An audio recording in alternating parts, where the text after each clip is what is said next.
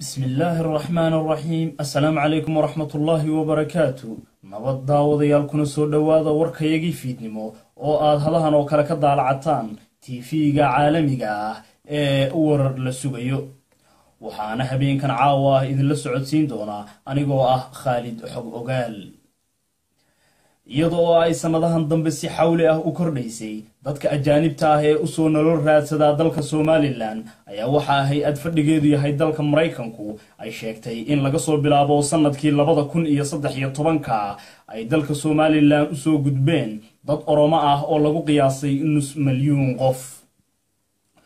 warsaxaafadeed uu soo saaray wasiirka gaashaandhigga Jamhuuriyadda Somaliland Axmed Xaaji Cali Cadami ayaa waxa uu sheegay in Somaliland ku gacan saydhay baaq uga yimid midowga Afrika oo ka codsaday Somaliland in ay ciidamo u dirto dalka dagaaladu naafeeyeen ee Soomaaliya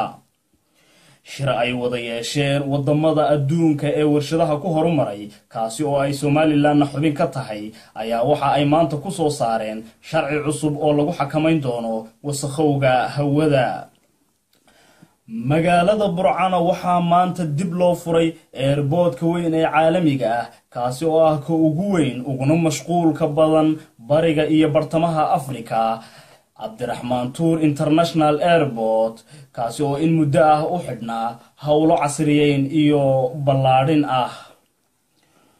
waxa ay maanta Somaliland u dirtay wadamada ku teedsan xeebaha qaaradda Afrika ee saboolka 12 markab oo kuwa dagaalka kuwaasi oo uu hogaaminayo markabka qadiimka ah ee Axmed Dhagax